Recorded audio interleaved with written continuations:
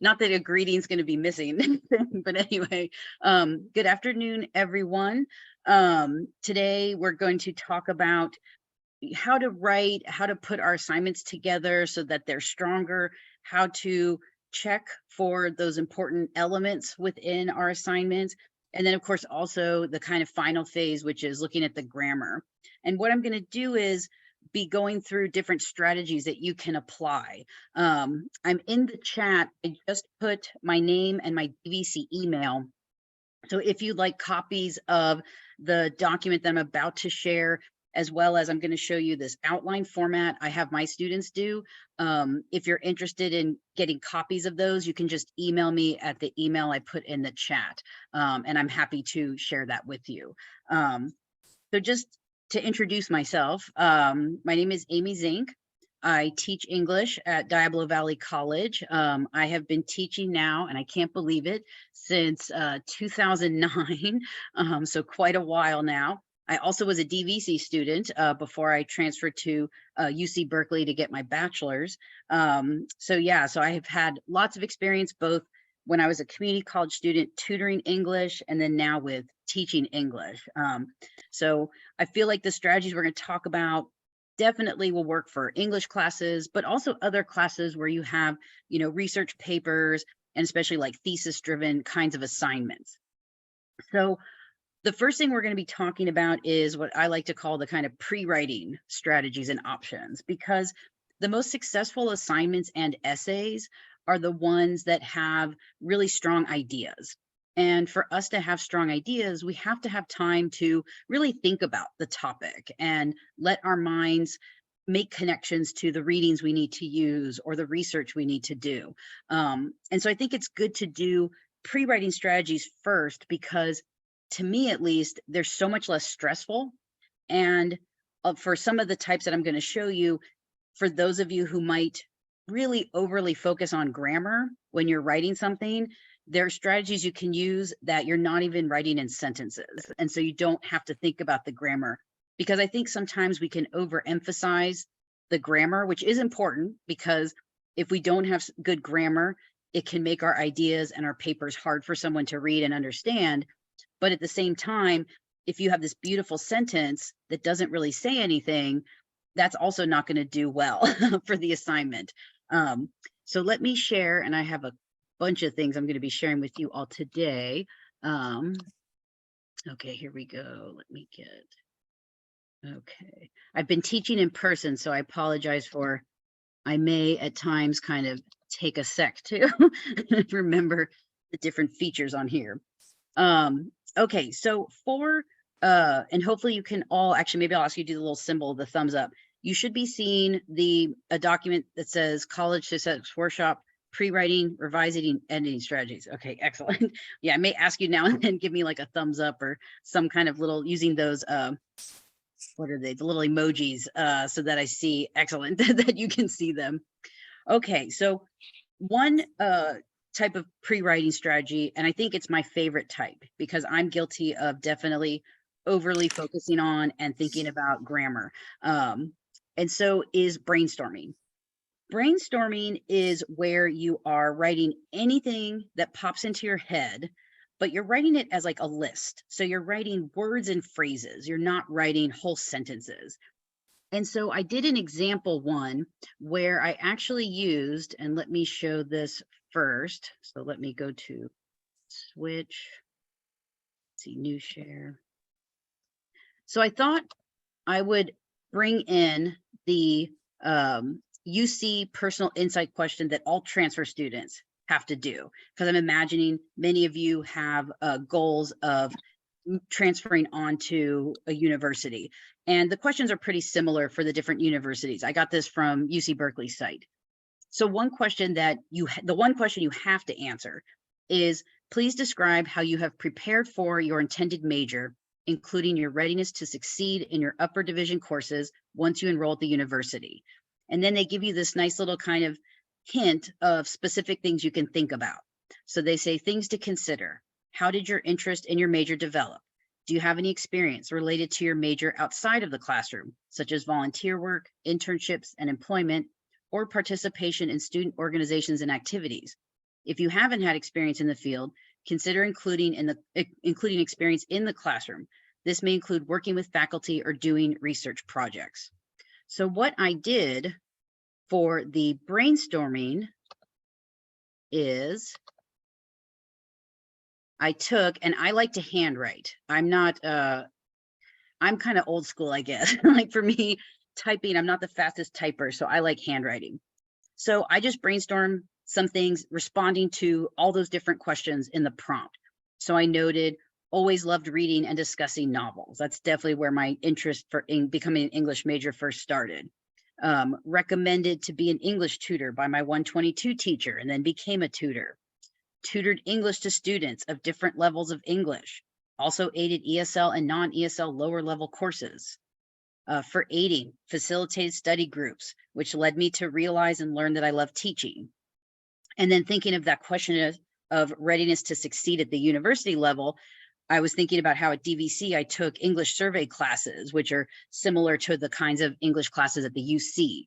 So as you can see from this, it helps take the pressure off of worrying about composing, well-stated and eloquent sounding sentences that are spelled correctly and grammatically correct.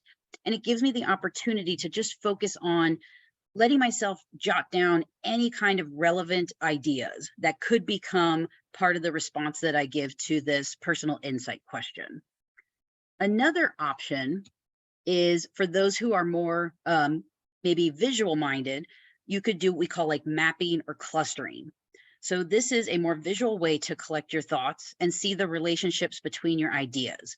So you would put that main topic that you're writing about in the middle of the paper. Then you'll write ideas about that topic around it in the center of your paper, and you'll kind of connect with lines, all these different kinds of elements that could go into that topic. And then as you think of more ideas, you continue kind of adding them on to the paper.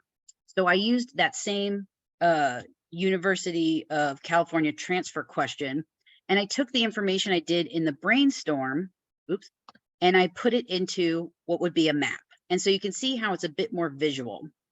So we have, English major, because the focus of the question is what you're going to major in. And then you can see how I just took those ideas that I did in the brainstorm and I just mapped them all around it and clustered around it. And then you can see here for the English tutor at DVC, then I went more specific with, well, what did I gain from that experience? So I made one little bubble here saying, strengthen my writing skills. I have one down here, started learning how to teach skills, because being knowledgeable and being able to teach it to someone, very different. Then I have the English TA bubble here. And then I have those different points I brought up on the brainstorm, facilitated study groups. And from that, I built that kind of passion for teaching. And I also built that experience teaching groups. And so it's nice with the clustering is you can really make those connections of, okay, here's this event, or here's this point I want to talk about. And now here's more specifics, like relevant to it. So that's also an option. But again, the big benefit for those of us that can't help but think about the sentences, this is a great way to just get thoughts on the page without having to worry about grammar and things like that. Another one that I enjoy doing, and I have my English class students do a lot, is free writing. This is when you are writing in sentences, but the goal is to write nonstop, and you'll kind of give yourself a certain amount of time to do this, and you write down anything that comes into your mind, but you're not worrying about grammar or punctuation or spelling.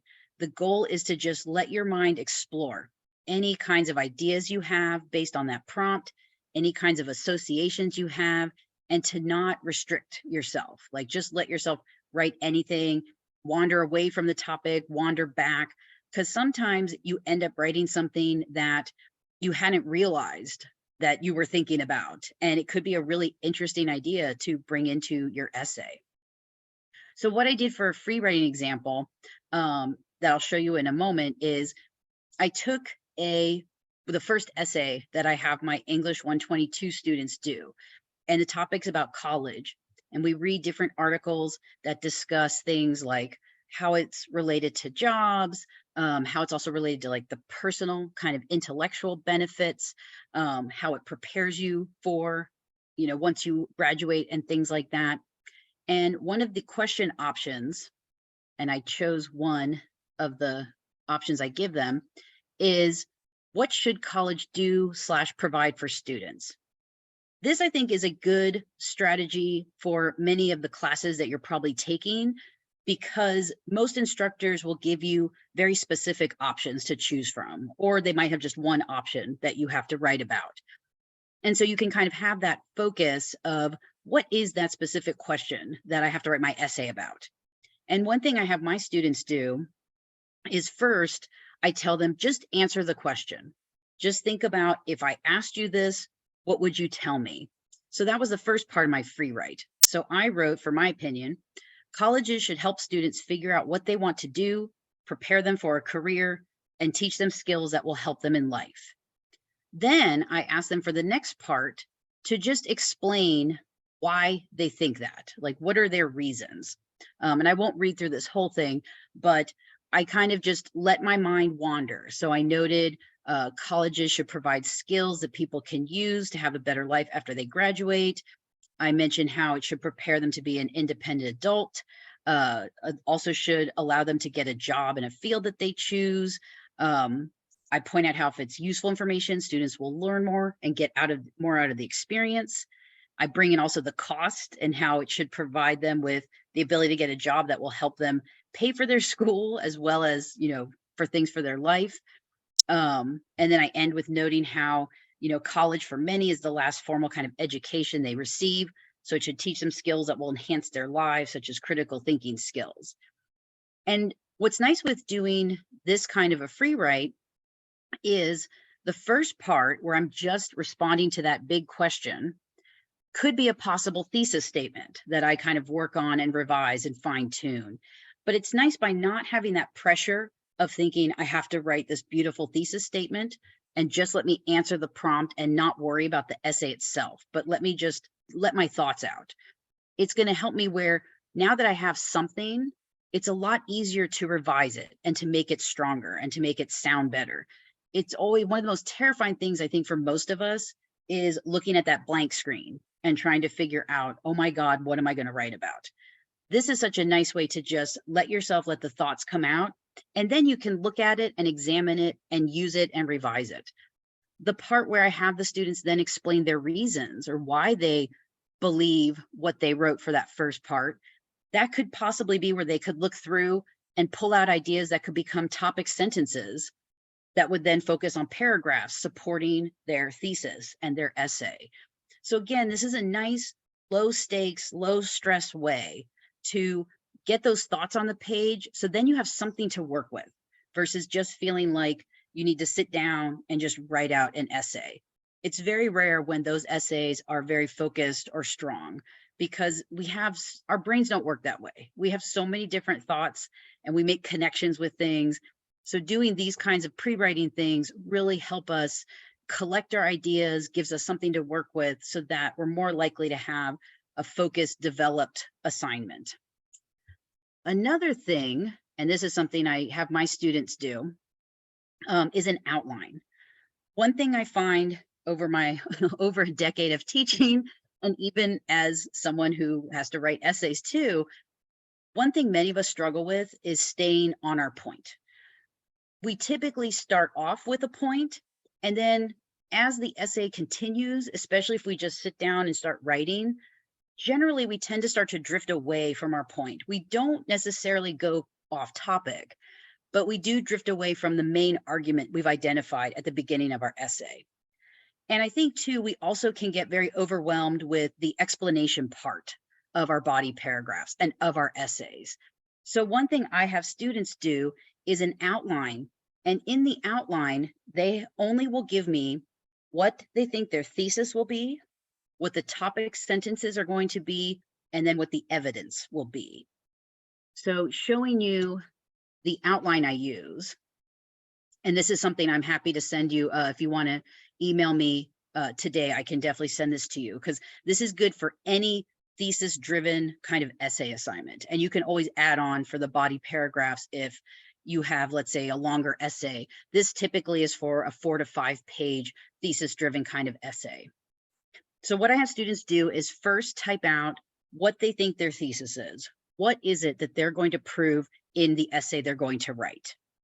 Then I tell them they should focus on the topic sentences and really highlight, and I have it in the parentheses here, write out a sentence where you're just expressing what is the specific point or reason that supports your thesis. So this way they're thinking, okay, if I'm going to argue that college should do this, then my first topic sentence will be highlighting one of those things. So maybe like college should prepare students for a career. It's a nice specific point that can be proven in a paragraph. Once they do topic sentences for my class, at least 3 points, then I tell them, now look for evidence, look for examples and quotes. And I find it helps students really focus on what it is the topic sentence is saying, and to make sure the evidence they pick is actually proving that point they've identified in the topic sentence. And so it really helps students focus and have more specific topic sentences and evidence that actually is more relevant and has those specific details that we as instructors want to see that really prove and support the point that the author's trying to make.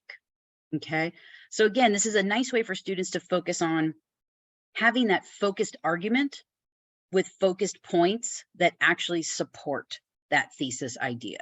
And then it also helps them focus on choosing the strongest, most specific and relevant evidence. Because when we get into that explaining all the points, it can be easy to have evidence that's it's relevant or it's connected, but it might not be directly proving the point that we want to make in that body paragraph. So I find this really helps students not have to worry about the explanation part just yet. They can focus on having an argument and supporting it. And they end up with much more successful essays that are much more focused. Excellent. Okay, before I go into the next part about assessing the content, so this would be after you have a draft, I want to see if there's any questions about this first part. And you can do the hand raise or type in the chat. See, I got something to chat. Yes, I have a question. Yes. Rebecca. Yes, when you mentioned the online, I was a little bit, and that got my attention because I usually, when I get the feedback from my professors, they'll be like, "Oh, you stay up to you sometimes go to one idea, and it's not the main idea that you're talking about." So yeah, that's my struggle. I don't know how do I connect my ideas? How, because you said the example and the goal, right? Like my example and the evidence, right? That supports my quote. But I don't know how to really connect my ideas. Well, and that gets into the analysis. And I actually am going to have questions when you're kind of assessing once you've written to kind of see if you're making those connections. And I do think you bring up such an important point. That explanation part is so hard because you're really wanting to think, you know, how can I explain this evidence and how it's connected to the point I'm making? Because it is important, because you want ideally for your reader to be able to start the essay and then read their way through, and you really guide them through how to connect all this information and how it's relevant to your argument. So yeah, I will be showing questions you can kind of apply to help you hopefully maybe add to that analysis. And one thing I always tell my students, sometimes it can feel like, you know, oh, this evidence, it's so obvious how it's proving this point. Like, why do I need to actually explain this, you know, or how much do I need to explain this? And you want to have where you really break it down for the reader. And I've never had a student over explain something, but you always kind of want to ask yourself, okay, if I'm trying to prove, let's say, for example, that college should prepare students for a career. And so then I might have evidence that shows how, you know, maybe a certain profession like needs a certain education to be able to do that job. Then in my explanation, I'm going to really focus on that connection of mentioning key details from my example and connecting it to my point about how and why college needs to make sure that the students are getting those skills so that they can then get those jobs in that profession and in that field that they're pursuing, and which is why they majored in that subject matter. So yeah, but the analysis is definitely a part that is very difficult. Excellent question. Any other questions about the pre-writing strategies? Okay, excellent. I will have time at the end to also answer some questions. Okay, so this is about assessing the content. So when you are, actually, let me see if I can I put this? Yeah. You want to focus first on checking the content of the essay before you start thinking about grammar. The content, it's a very different mindset. I think one mistake a lot of people make is kind of proofreading for content and grammar at the same time. And they're two very different things. The content's really looking at questions like, do you have evidence? Do you explain your point? Grammar, you want to have where the content's all there. And now you're just focusing on the sentences and making sure they're clear and they're grammatically correct. So you really want them to be two separate phases.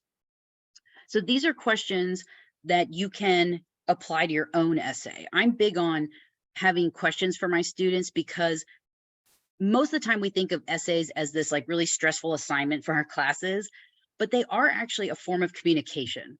And so I think questions are helpful to help us assess if our writing is clearly communicating to that audience we're writing to. So you want to first think about audience. Who is your audience?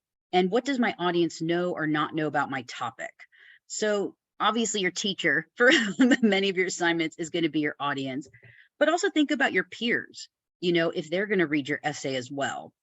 And then you want to think about what do they know and not know? And that's going to help you, especially for like the introduction, with including any information they might need to be able to understand your thesis and what your essay is going to be about. For the thesis, does my thesis clearly express the purpose of my essay and what my essay is about? And of course, depending on what your essay is, if it's argumentative, if it's persuasive, it's informative, but you really should have in a sentence or two, letting your reader know, this is what my essay is going to be about. This is what I'm going to be proving. You don't announce it because you don't want to say, I am going to prove that. Just have it be that argument. So, college should do these things, for example. For the topic sentences, do my topic sentences clearly express the specific points I prove in my body paragraphs? This is really important. I have found pretty much 100% of the time when students have a clear thesis statement and clear topic sentences, their essay is much more focused and cohesive. And so it all kind of comes together and is easier to understand because everything is much more connected. For evidence, is the evidence in my body paragraphs relevant? And does it include specific information and details that prove the points I identify in my topic sentences? So you really do want to make sure that evidence is not just, giving really generalized information, or is not just giving maybe information about the topic. You really want the evidence to specifically prove and ideally show the reader what you're trying to prove in your body paragraphs. That's when you hear teachers say that, tell me, show me, and so what? So the tell me is the topic sentence. Tell me what you're going to prove in this paragraph. The evidence, show me so that I can see that what you're saying is true. And then the so what, that's that explanation part. So when you're examining your analysis or that explanation part of your body paragraphs, ask questions of yourself like, do I explain how the evidence proves the points I identify in my topic sentences? I find one of the things that some students tend to do is they'll have this really great evidence, but then they'll just have a sentence or two after it saying, this proves blank, but they don't explain it. They just tell me like, this proves this. And then as a reader, my question is like, well, how does it prove that? You can't just give me this really interesting quote or this interesting example and then just tell me what it proves without explaining to me what your mindset is. Like, how do you see it proving that? Because that's what's going to help your reader understand your ideas better. The other question I have for analysis, and do I explain how the point I prove in the body paragraph supports or is relevant to my thesis? So the analysis should address those two parts: how the evidence is proving the point you're making in the body paragraph, and then also it should include that connection to what you're proving in your entire paper, in your entire essay. And they kind of blend in together usually. I like to have students focus on, as you can tell from this, the thesis and the body part of the essay first. I think many times we try to write the essay in the order it appears in that final version. Conclusions and introductions are really hard. And introductions are really hard to write when you still haven't figured out exactly what you're writing in the essay. So I actually recommend for my students, write your introduction last, because if you've written the bulk of your essay, it's going to be so much easier to figure out what would be an effective introduction if you know already what it is you're going to talk about in your essay, versus if you just have, like, let's say a thesis. It's so hard to come up with an introduction that actually is really going to be connected to what your essay is about when you haven't written it out yet and you don't know yet everything you're going to talk about. So when you're thinking about the conclusion, it should do two things. So one question, do I reinforce my thesis? So you do typically start that conclusion out by reinforcing what you've proven in the whole essay. And then the other question, do I bring my essay to a close, ideally in a memorable way? One thing that many do is just summarize the whole essay in the conclusion. And that's not really an effective conclusion. If your essay is, let's say, 4 to 5 pages, your reader still remembers everything you told them. And so when you just summarize it at the end, it kind of gives the essay this kind of a blah ending. And as a reader, it feels kind of unnecessary to retell us everything you've already told us. So one thing we like to have students really think about is what we like to call the so what idea. So if, let's say, I'm arguing, think of that college topic.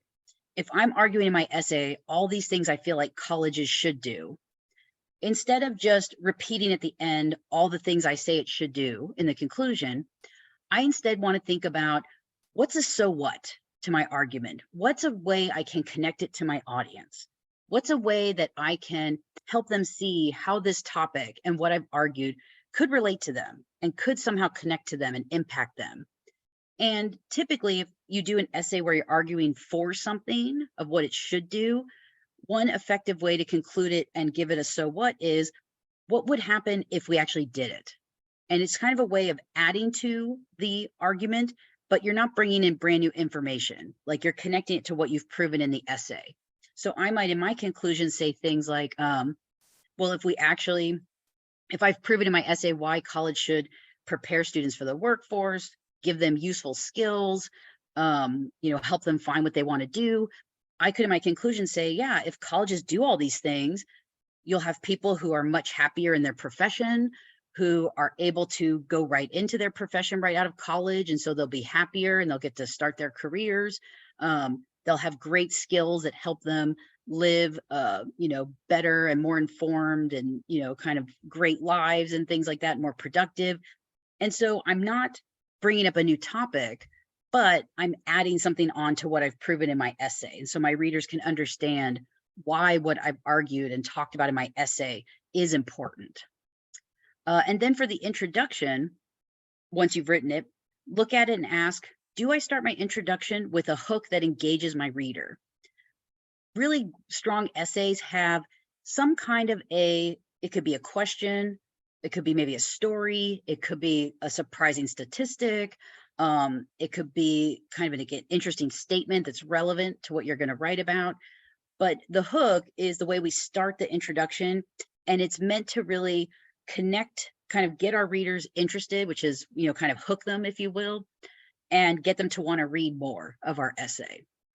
And then we want to ask, do I include any background information my reader may need to understand my thesis? So then we look at our argument and we have to ask ourselves, what might my reader not know? Or what kind of background information is really essential for them to understand what it is I'm going to argue in the essay. And so that's another thing to kind of think of to help you come up with an introduction that introduces your topic and then focuses into what it is specifically you're going to prove and argue in the essay. So typically introductions start out kind of more general, and they get more specific and should end with that thesis statement of what you're going to prove in the essay. Okay. Okay, so before I get into the strategies to assess the essay focus, and I saw something popped up on the chat. Oh, okay, cool. Excellent. So yeah, so these are questions you can apply once you have that draft to kind of help you make sure for each of those pieces. And I would recommend focusing on each piece one at a time. Looking at the whole essay and trying to assess all these things at the same time, it's too much. You know, you really want to focus on less is more so that you can kind of go through. And this is the kind of order I would encourage students to really look through their essays. Okay, so now what I want to show you are some strategies you can apply as well when assessing your essay. So first, I'm actually going to kind of switch it and show you the annotating your essay. So I'm actually sharing with you an essay I wrote when I was a UC Berkeley student. So please be kind. One strategy I like to use, I call it annotating your essay. So some of you might be familiar with annotating a reading. So as you're reading an article or you're reading a book, you make those kind of marginal notes of key ideas in the story, possibly maybe some of your reactions and things like that. I tend to, when I write, I tend to drift a little bit as I go. So one thing I like to do after I write a draft of my essay is I actually go through and annotate it. And I focus the annotations on, I isolate each body paragraph and I just read it and focus on what is the point I make in this paragraph. And it helps me identify if in a paragraph, I kind of start to drift to a new point. And then I can ask myself, should I make it a new paragraph? Or maybe is it not really relevant and I should take it out? One thing I do recommend on a side note, always save every version of your essays as you revise. Never just delete something completely. You should always save a version that has that previous thing, because you never know if you end up deciding you actually want to keep it. So one thing I do is, let's say if I was doing that college essay assignment, I would just add a number 1 for the first version. And then I would make it a 2 for the second version and a 3 and however many versions I have, because you never want to just completely delete something and then not have it just in case. Okay, so I'm going to show you my annotated Huck Finn essay from way back in the day. So one thing I did, and let me get rid of that, and I'm sorry, it's kind of faint. So I even annotated the introduction. And so I just read the introduction, and then I made a note to myself that, okay, the information I start with, I'm introducing the families and the feud, which is the topic of my literature thesis-driven essay. Then for the thesis, which is at the end of the introduction, I make a note next to it after I read it. And the thesis here is, through his depiction of the Grangerford shepherds and feud, Twain shows how ridiculous and cruel feuds are and how innocent people can get pulled in without realizing it. So I just make a brief note. The thesis is feuds are ridiculous and cruel. That's the interpretation that I'm going to prove in my essay. Then I just read a paragraph at a time. And I made a note of, for the TS is topic sentence. So I read through and I start off with my topic sentence, identifying the point I'm going to talk about. And then I just make a brief note, not even a sentence. So I have for this first one, the absurdity of feuds is pointed out while Buck tries to give Huck a reason for wanting to kill Harney. And then I give my evidence. And so I make a little note there. Feuds are absurd is the kind of point I'm going to prove in this paragraph. Then I have my evidence. And after I read through, and I read through the whole paragraph first before I make any notes. Then I make a note next to the one piece of evidence and highlighting, okay, this example shows that wanting to kill Harney, the only reason is the feud. Like they don't have any kind of reason that they remember. Then I have another piece of evidence and it focuses on that they don't know what started the feud. So then I can kind of see, is my evidence proving my point about feuds being absurd? And then of course my analysis is going to have to make that connection. And then I did it for the next paragraph as well. So again, just reading paragraph by paragraph and making note of what did I take away from just reading it as the point I'm making. And one thing it actually doing this helped me realize was even the need for even a little bit more analysis in some of these body paragraphs. But it's nice because it helps me really see, am I on one point? You know, when I look at the two pieces of evidence, if the point of this paragraph is the importance of showing bravery in the feud and how this kind of bravery is really not rational, I have the one piece of evidence, this idea of it's a bad thing to hide when you're actually trying to attack your enemy that you're feuding with. The other evidence that, you know, if you are, you know, going to lose that kind of battle, that you should face it and not like try to hide because that's cowardly. And then again, just kind of like how irrational that kind of mindset is. And so, yeah, so it's nice because it helps me really look and see, does my evidence really connect to and prove the point I'm trying to make in the body paragraph? Or maybe is the evidence showing something a little different and I should replace it with something else? So this is a great one for those of you who feel like as you write, you start to drift into, you know, not totally unrelated, but you kind of lose that focus of the point that you're trying to prove in the paragraph. Another really good one, and I'm going to open a Word version. Let me get these. Okay. And I have to switch the sharing. Let's see. So I want you to see, here we go. Okay, so this is the same essay, but I have it in a Word version for this so that it makes it easy for me to swap back and forth. So the other strategy, let me highlight this first, is what we call a reverse outline. So let's say you're the kind of student who you just really do like to just try to write out the essay. Like that just seems to work best for you. But there's a way where you can then take that draft of your essay and you can put it into the outline format to make sure that everything is focused and lining up. So if I take my, oh shoot, I didn't change it. Sorry. Here's the, I forgot with the share screen, I have to change it. Sorry about that. So yeah, so pointing out the reverse outline. So you would have a draft of your essay, and then you would take the ideas out of the draft and then put them into an outline. So let me do that with just the first point of my Huck Finn essay. Okay, so the first thing in the outline is the thesis. So what I'm going to do is I'm just going to highlight and copy. And then let me switch screen to the outline. And then I'm just going to paste it in the thesis idea. Then I go back to the draft.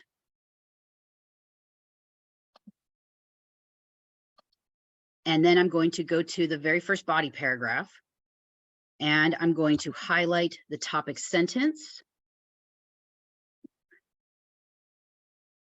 Oops, darn it.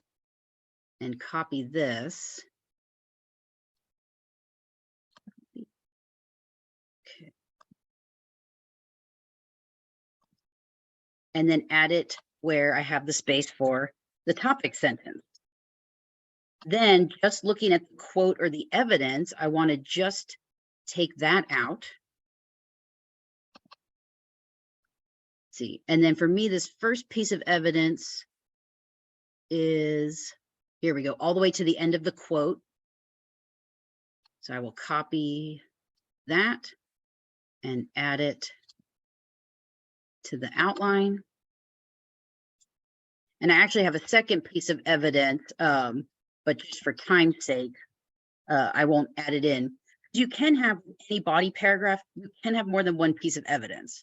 You just want to make sure that both pieces of evidence are proving that point you identify in the topic sentence. And as you can see, one really nice thing with doing the reverse outline is now you're able to really examine for that focus and to make sure that each of those topic sentences we can see reflected in the thesis idea and is relevant to proving that thesis idea. And then we can compare the evidence to that topic sentence and see and make sure, does this example really have those details that prove that point I'm trying to make in the topic sentence? So this is, again, a nice way for those of you who maybe like to just kind of go through and write out that draft. This is something you can do after you write that draft to make sure that your essay has that focus on that singular point that you're making in a thesis. And then one thing to remember too is you can always tweak the thesis. So if you bring up something that is relevant, but maybe it's not mentioned in your thesis, revise the thesis to include it, or same with like the topic sentence where you can revise it to focus it more. That's another really nice thing about doing these kinds of outlines is it really does help you focus on the parts instead of feeling overwhelmed with looking at all of it at the same time, because it's a lot. Yeah. Okay. Oop. Sorry, switching this sharing again. Here we go. Okay. Excellent. So again, those are ways to, again, assess kind of the content. And then these two ways are really to help you assess, is my essay focused on that point I'm raising in my thesis? Okay, then for kind of figuring out how you've organized the essay and your body paragraphs. So these are questions to apply and consider when you are looking at how you've organized everything. So you could consider questions such as, do I organize my body paragraphs in a way that supports and guides my audience through the purpose and point of my essay? So really thinking, do the points, are you connecting points that are related to one another?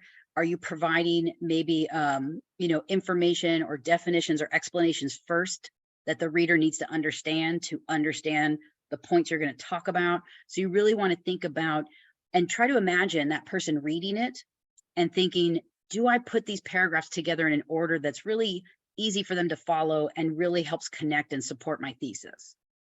And here's a question kind of thinking of possible logic reasons you would organize it a certain way.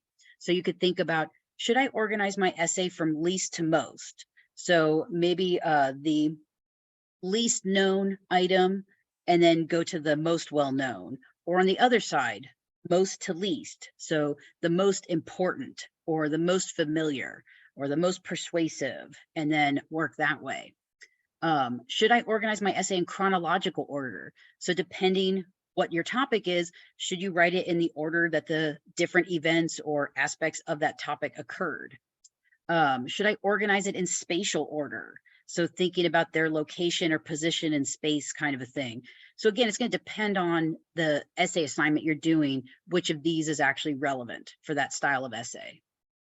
Another, for those of you who are kind of the kinesthetic learners who like to do something, this note card strategy is actually a really interesting way to help you try out different ways to organize your paragraph points. So what you would do is on a 3x5 note card, you would write down the topic sentences of your body paragraph. So each note card would have a topic sentence on it. Then what you can do is you can easily kind of, move one in front of the other, and you would want to have one with your thesis as well. So that one would stay the same, but you could move around the note cards with your topic sentences to kind of help you really see what would be the best order to discuss those different kinds of points and to organize it for your essay. Okay, I'm going to go through the assessing grammar just because I'm mindful of the time and I do want to leave some time for questions, and I do want to show you how to do this. So this again is once you are completely happy with the content of your essay. So you have all your evidence, you're happy with your explanations, you have the introduction, you have all the body paragraphs, you have the conclusion. So basically it's almost ready to go. Now you just want to check to make sure the sentences are grammatically correct and are clear for the reader. So one strategy is to what we call read your essay out loud. One of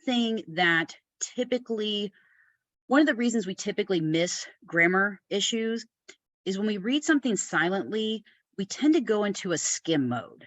And especially if it's an essay we've been writing and working on for hours and hours and days and maybe even a week or more, you kind of miss things because you've been looking at it so much, you just don't want to look at it anymore. And so when we go into these skimming modes, we miss a lot of the kind of errors we may have. When we have to read it out loud, though, it forces us to slow down. And it also benefits those of us who learn better by hearing it, because we can hear where there's a mistake and then we can make that kind of correction. So for example, let's say if I take my Huck Finn essay, and if I go for, let's see, let me go for like a shorter paragraph. Okay, this one's a short one. Okay, so I would read it out loud and say, the only time the families aren't shooting at each other is for the brief time on Sundays when they are in church. But they bring the absurdity of the feud with them by bringing their guns to church and making sure the guns are within reach throughout the sermon. The men took their guns, so did Buck, and kept them between their knees or stood them handy against the wall. The Shepherdsons done the same. It was pretty ornery preaching, all about brotherly love and such like tiresome, but everybody said it was a good sermon, and they all talked it over going home, and had such a powerful lot to say about faith and good works and free grace and predestination.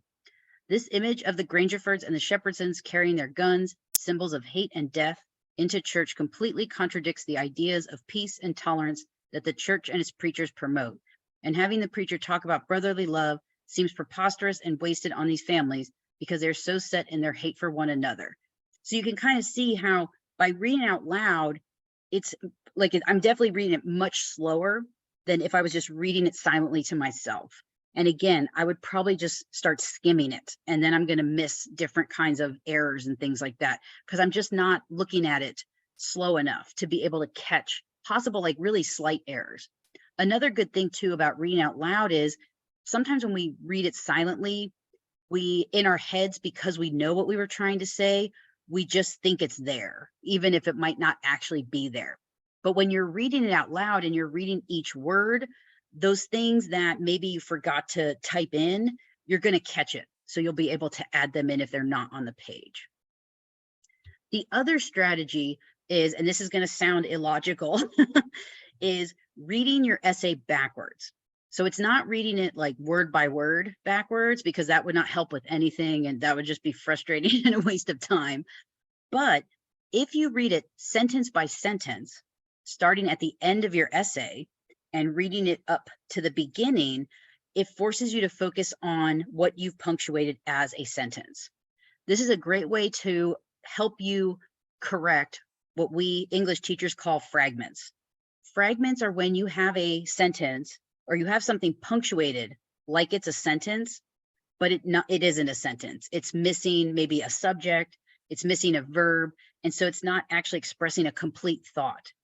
Almost every time I see fragments in my students' essays, it should be part of either the sentence after it or the sentence before it. And so if they just took out that period and connected it to the sentence before or after it, they'd have a complete sentence. So this helps you catch those kinds of errors. So again, kind of looking at my Huck Finn essay, you want to start at, oh wait, not this one, sorry. Let me get the version where I have the complete one. Here we go. Okay. So if I would go, so for this, you would go to the very end of your essay. Here we go. So I'll do this for a couple sentences of the conclusion. So this is what I would do. And I would also recommend when you are checking for grammar, you should print it. We catch so much more when we're reading a printed copy than when we're reading on a screen. We tend to read faster on the screen, and we tend to go into a skimming kind of mode. The nice thing too with having a printed copy is you can have your pencil out and you can kind of like make those little bit corrections, and then you can go back and like type them in. So yeah, I'm a big fan of printing it out to help you like focus on it more, because there's too many things we can do on this computers. Okay, and the nice thing too is if you print it, you could actually cover up all the sentences before that you want to not be reading yet. So I'm going to look for the first capital. Here we go. So I'll read it out loud and say, as he does this, oh God, I do have a typo. Oh my God. See, I already caught one. As he does this, all of this, that's not good. So I need to get rid of some of this. Oh my God, I turned it in like that too. So I just proved my point how well this works. So as he does all of this, he manages to demonstrate how an innocent person can involuntarily get caught up in a feud and suffer almost as much as those directly involved in it. And all this happens for nothing because no one wins and nothing ever gets resolved. Everyone just suffers. So one benefit of me reading this backwards is I caught an error immediately, and I honestly didn't know that was there until I just read it. But by not reading it in order, I'm not reading things all connected together. And I'm also not getting distracted by my content. It really gives me that ability to focus on that actual sentence. So I did the previous that last sentence, so I would definitely correct that. He does all of this, or as he does all of this, that's correct. Then I go to the next sentence. Moreover, he reveals the ruthlessness that gets exhibited between the members of different families when they're fighting one another. And then I go to the sentence before that. He also discusses the atypical kinds of guidelines and practices that are encouraged where it seems more important to be brave than to live. And then the first sentence there, in the section about the Grangerford-Shepherdson feud, Twain shows the absurdity behind the devotion of feuds and how they can go on and on for years while the initial reason for the fighting gets less and less clear and less significant. So you can see by reading them out of order, it really helps you focus on the sentences instead of getting caught up in the ideas, because it is, again, it's a very different thing. So you do want to separate focusing on the content and evaluating that and making those kinds of revisions. Then when you're completely happy with the content, that's when you start looking at the sentence level stuff. And that's that final stage of the writing process. Okay, excellent. Oh, and it's 2 o'clock. Okay, let me stop share. There we go. All right. Do any of you have any questions or any kinds of